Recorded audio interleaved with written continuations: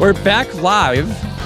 In these few pages, he was talking about a business development plan and the importance of having it because obviously many people, the technicians, go into business just doing business and just doing the technical aspect of it without a plan. And so I know there's another saying in the world, if you fail to plan, you plan to fail. And so he talked to the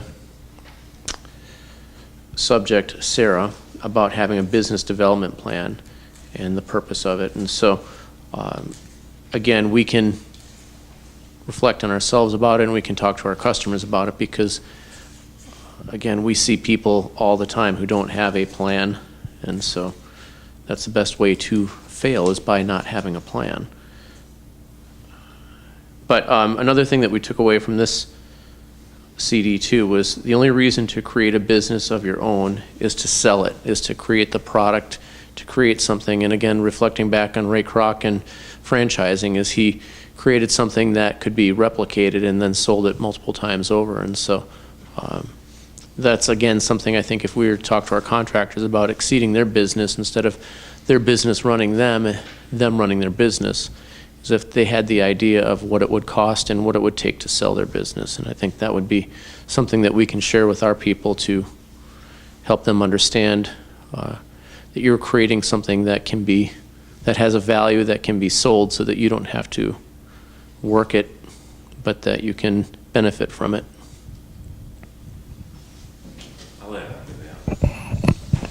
I think you started talking about the business development plan, and I've circled in here, imagine yourself introducing the potential buyer of your business to your people and using that development plan as the whole reason to get out of it. Like we kind of ended where Sarah was saying, I want 4 shops. Each of them is 200 and something or 450,000 for, you know, and then comes out to $1 million that she's gonna, you know, sell it for, because that was her goal. That was using her plan to get to that point. I think they talked about the primary objective, and you have to know exactly what that's going to be to get to that point. And I think she really wrapped that all up right there at the end.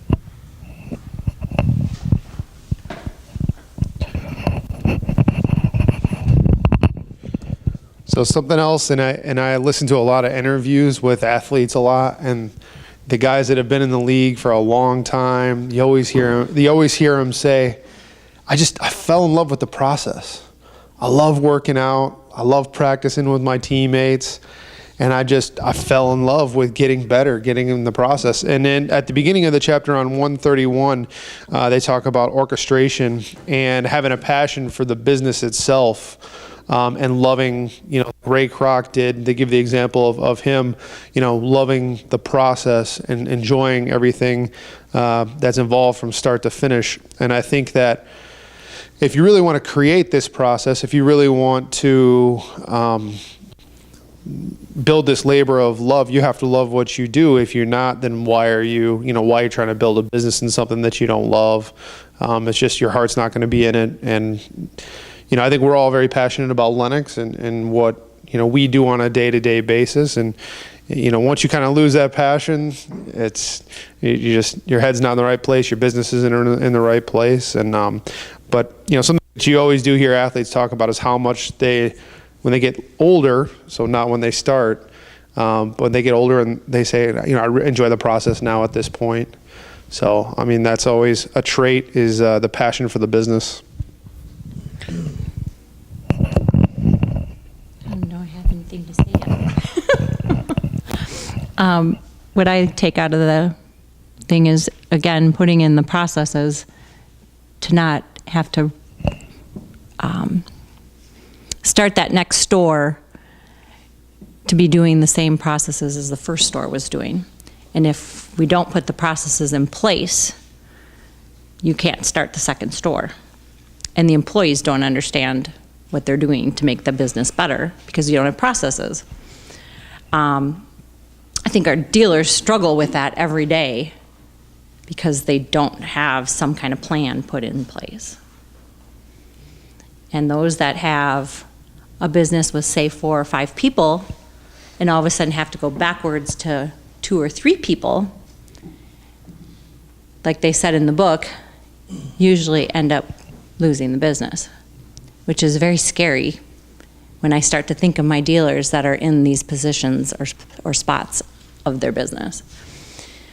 So trying to find the right words and the right things to help them realize the processes that they need to put in place is what I am listening and getting from what I'm hearing in this book right now.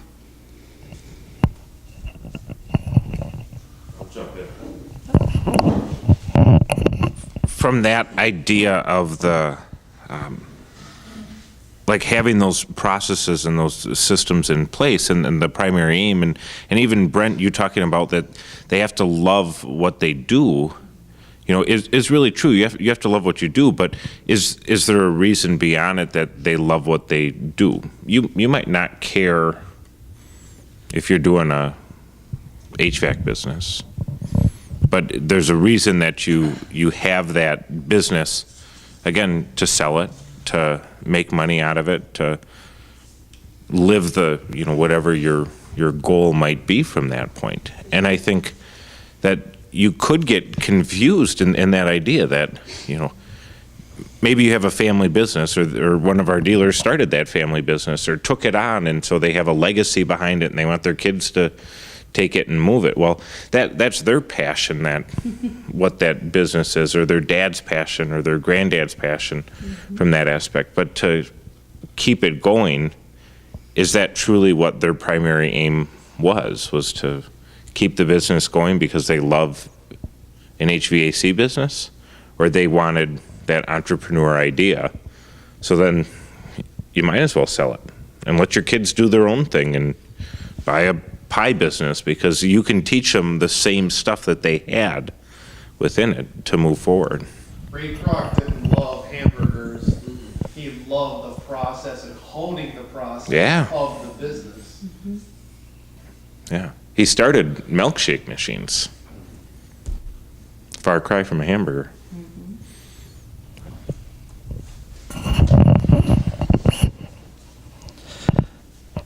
Dave's hands crusted, gnarly from honest work. Muscles on the line.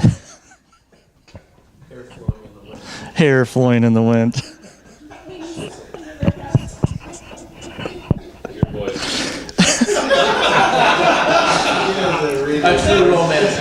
The dope he had smoked with the Mexicans. That's what I learned about Dave.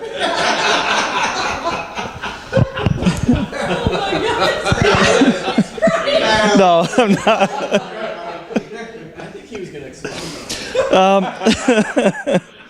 Kyle was heavy on that one too. Got warm in your What, Please continue. what stuck out for me is quality is just a word. Quality is just a word, an empty word at that. It doesn't include harmony, balance, passion, attention, and inattention. How many dealers do we know that have the word quality in their slogan? Too many. And that stuck out. Is like, let's challenge them. What does quality mean to you? And I think we can really make them think, what does it mean? It doesn't mean they're going to change their logo, but maybe find that what it truly means to them as far as quality, because it is an empty word. And does their whole team know what that word means? True, right. So, you got something? Yeah. So I also think, talking about the business and, creating a plan, it says in here, where is it? So the difference between a warrior and an ordinary man is that a warrior views things as a challenge, where an ordinary man views it as a blessing or a curse. I mean, how often are we with dealers that complain about something, and it's always bad luck. It's always instead of really breaking it down and trying to understand why another dealer did something another way that upset them, kind of to your point about the company in Green Bay. 1 hour. 1 hour, yeah. understand it and challenge yourself and your team to fix what you're currently doing. And I wrote in here, I said, act swiftly. So we have a lot of problems that we like to complain about now. I mean, they're justified, and equipment and everything else. Well, we need to act swiftly and figure out a way to make October and potentially November and December still positive months and close out the year. We need to do it quickly. And so does the companies we work with. They need to figure it out and have some urgency behind it, instead of it just being a theory. And, it goes back to they can't take 5 minutes now to save them, 5 years in the future. They have to do it now. It has to be done. Yeah, running out of excuses. Charlie's tech calls are an example of that. Charlie's tech calls are an example of that. They could take 30 minutes or an hour that could save them 4 hours that week if they just tune in, open themselves up to new learning, something different that they haven't done before, and actually listen instead of talk all the time. So.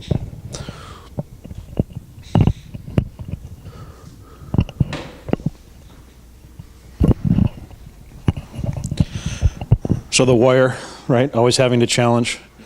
And then he talked about living life with the curtain up, getting out of the dark and into the light. I mean, and then he talked about how it's really not a business plan, it's a life plan. So really the whole idea is to get out of your comfort zone. Stop living in the selfishness of your life and expand it and be active. Get out and be active and share that, and put a plan around being active and share that with your team. As an adolescence industry, how many of our customers are living in that comfort zone of wanting to dig their head in that furnace and not run a business? Just a thought. I mean, just kind of interesting. These guys are such technical thinkers that they look at each other and they say, who can do the best duct work? And they really should be looking at who's built the best business. Right. Absolutely. Thanks for lying. What's unique about this group and any group that you would be in, it's a lot about perspective. I think you all kind of see what we're going through in this whole book with a different thought process, but kind of on the same line, but it's the same thing that you're saying with the curtain. I think the biggest thing that we deal with is, I think anyone in life has a curtain in front of them, whether you leave it up or how high you leave it or anything else. And it almost explains the pessimistic versus the optimistic too. When a curtain is down, it darkens them, so their thought process of, how much do I want to leave in for information? How much is Lennox going to bring me? How much is a book going to bring me? How much information is going to bring me? I don't have time for it. I'm going to close the curtain. And I think when you let enough light in, your perspective changes a little bit too, that how much can I leave in? How much information? And I think that's kind of what they're saying here is, if you leave that open, your ideas are endless and your plan can come together if you leave enough light to shine on your plan, And that's a great example of the curtain. So just my take on the whole thing. You guys said it all. Do we say it all? Oh, come on, you're never short of words. To the boat. Nancy. To the boat. Cheerleading. You want to see Seriously? say a cheer about that? Or something? Revlon and Charlie, please don't help. Okay, got it all. All right, that's cool. See if I have any notes on mine. Just follow the thing here. Take a look here, everyone.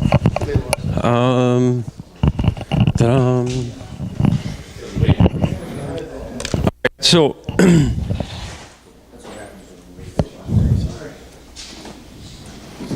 yeah, I just had a lot. I had a lot of notes in some of the pages. I didn't write anything in my other notes here, but this is definitely working us up to a point, right? And how are we going to be able to get this thing going toward making a plan? So I put Kyle's idea up there about creating a franchise system for our new business dealers that could be used for any dealer, really. So what I like to kind of see us do is the next day or so is start adding some notes under there, some thoughts that'll go underneath that topic. But he's building toward a climax, and I didn't really think he could in this kind of book, but he certainly does. And last two audios especially kind of pulls it all together. So I think we're on a good journey, right? Good comments, everybody. So let's go boating.